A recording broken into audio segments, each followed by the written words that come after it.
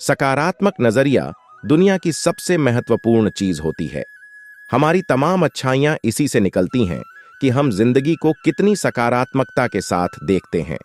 कोई भी इंसान कई मौकों पर बाहरी दुनिया में असफल होता है और उसके भीतर भी कशमकश चलती रहती है, लेकिन हर तरह की स्थिति में जिंदगी के प्रति सकारात्मक नजरिया ही काम आता है।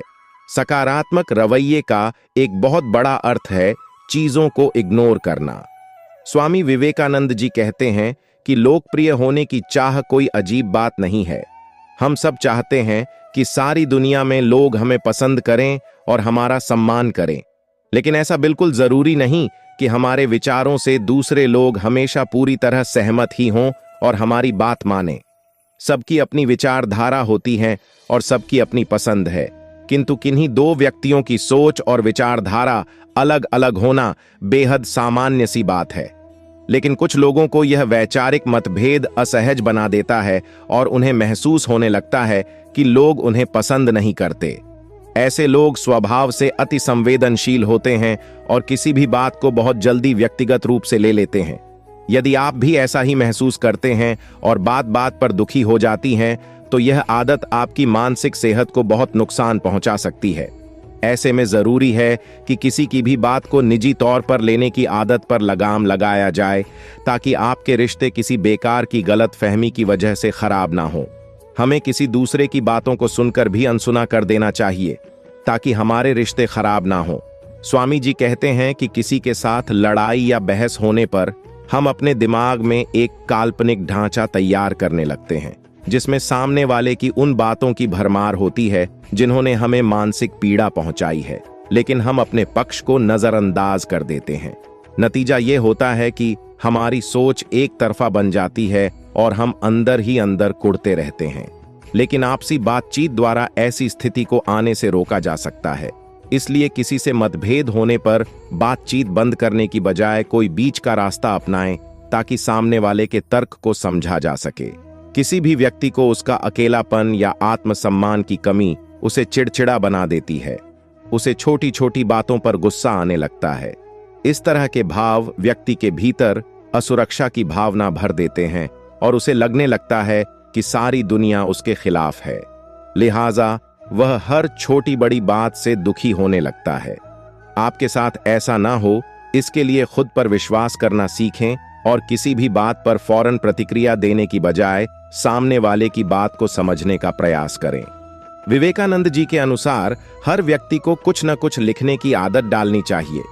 लिखने से न केवल मानसिक तनाव कम होता है, बल्कि आप अपने जीवन का बेहतर तरीके से आकलन भी कर पाते हैं। इसलिए नियमित रूप से लिखने की आदत डालें, ताकि आप यह समझ सकें कि किन लोगों या किस तरह के माहौल में आप असहज महसूस करते हैं। जब आप अपना लिखा हुआ दोबारा पढ़ेंगे तो आपको समझ आ जाएगा कि किस बात पर आपका नजरिया सही था, या किस बात को आपने ज्यादा तूल दे दिया, या किस बात पर आप जल्दी दुखी हो जाते हैं। आप कभी भी किसी की बातों को अपने दिल पर ना लें, बल्कि आप लोगों को इग्नोर करना सीखें।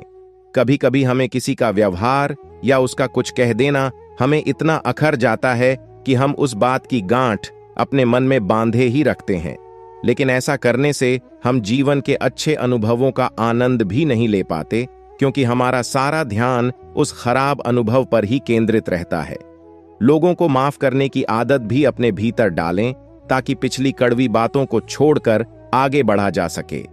एक बार माफ करने की आदत पड़ जाए तो रिश्ते अपने आप ही खूबसूरत बन जाते हैं, क्योंकि तब किसी की बात को आप व्यक्तिगत रूप में नहीं लेंगे।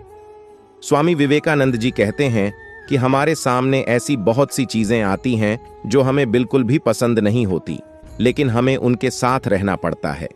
आप बुरी चीजों को बदल नहीं सकते, बस आपको उनसे बचने का तरीका आना चाहिए। जिस तरह फूल के साथ हर शाखा पर कांटे होते हैं, उसी तरह समाज में हर तरह के लोग होते हैं। इसी समाज में कुछ अच्छी बातें होती हैं तो बुरी बातें भी देखने में आती हैं। यदि आप हर बुराई से लड़ेंगे तो आप उसी में ही अपना कीमती समय व्यर्थ कर देंगे। आपकी सारी ऊर्जा भी इसी में खत्म हो जाएगी। बुराइयों से लड़ने का विचार वैसा ही है जैसा कि बिना कांटों का गुलाब पाने के लिए गुलाब के पौधे से सारे कांटों को तोड़ना। कुछ दिनों बाद कांटे फिर निकल आएंगे। आप गुलाब का दूसरा पौधा लगाएंगे, उसमें भी कांटे निकलेंगे। तो इस पर हमारा नियंत्रण नहीं है। हम यह नहीं कर सकते कि एक नई किस्म का गुलाब बनाएं जिसमें फूल तो हों पर कांटे नहीं हों। ठीक ऐसा ही मामला हमारे समाज का भी है। यहां भी यही होता है कि हमेशा कोई आपको गुस्सा दिलाएगा, अप्रिय स्थिति पैदा करेगा और आप उससे पूरी तरह मुक्त नहीं हो सकते हैं। वह तो रहेगा ही, आपको उससे बचने का तरीका आना चाहिए। जब आप लोगों को इग्नोर करना सीख जाएंगे तो इस तरह की स्थितियों से निकल सकेंगे। सारा मसला यही है कि हम गुस्सा हो जाते हैं, जज्बाती हो जाते हैं और चीजों से उलझ जाते हैं। लोग ये सोचते हैं कि समस्याओं को खत्म करो तो शांति आ जाएगी, लेकिन समस्या को खत्म करके शांति कभी नहीं आएगी। एक समस्या को खत्म करोगे तब तक दूसरी पैदा हो जाएगी। ये सिलसिला चलता ही रहेगा और आप इस घोले में घूमते रहोगे। इसलिए अगर समस्या से निकलना है तो इग्नोर करना सीखो। जिस व्यक्ति से दूरी बनाना चाहते हैं उसके बारे में शिकायत करने से बेहतर है कि आप उसके बारे में किसी और से बात नहीं करें। दूसरों से वो बातें बताएं जिन्हें करके आपको खुशी मिलती है, नहीं तो आपको जो शख्स नापसंद है वो आपका काफी समय और एनर्जी ले लेगा। दोस्तों, जीवन में ऐसे लोग आते हैं जो नकारात्मकता फैलाते हैं, आपको नीचा दिखाते हैं या आपकी ऊर्जा को कम करते हैं। ऐसे लोगों से निपटना मुश्किल हो सकता है, खासकर जब वे आपके करीबी होते हैं। यदि आप यह सीख लेते हैं कि इन लोगों को कैसे इग्नोर करें, तो आप अपने जीवन में अधिक शांति और खुशी पा सकते हैं। इसी तरह और भी मोटिवेशनल वीडियो देखने के लिए चैनल को लाइक करें, शेयर करें और सब्सक्राइब करें और बेल आइकन को जरूर प्रेस करें ताकि नए वीडियो का नोटिफिकेशन आपको मिलता रहे। धन्यवाद।